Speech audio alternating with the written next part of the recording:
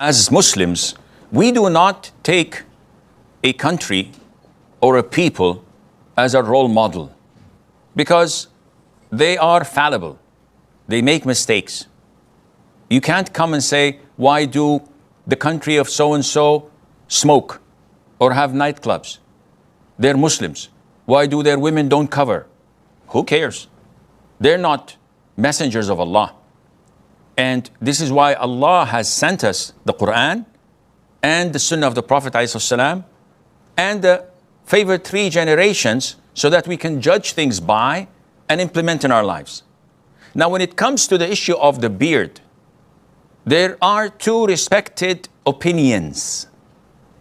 One is that we must leave the beard as it is, not trim it, not shave it, not do anything but honor it by brushing it, combing it, perfuming it, maybe sometimes put some creams on it, no problem in that.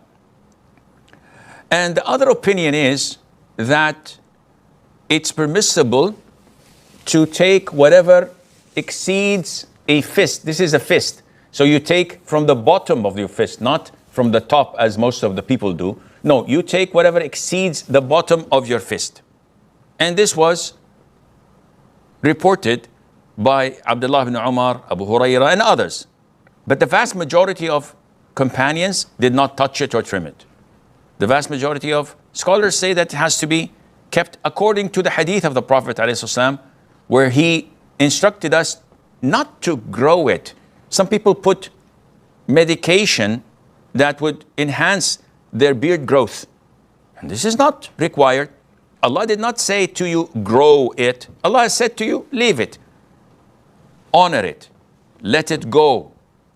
أطلقوا, أسبلوا, أرخوا, أعفوا. All of these just to let your beard go. So this is the most authentic opinion. Now, in some cases where a person's beard is really long and it jeopardizes his safety, such as an employee in a factory where there are machines and conveyor belts, and it might be caught in one of the machines, or a person who's driving and his beard comes and covers his face, or sometimes, as I've seen this with some brothers, when he eats, it's too long that it comes within the food and he eats his own hair. It might be funny, but it's irritating.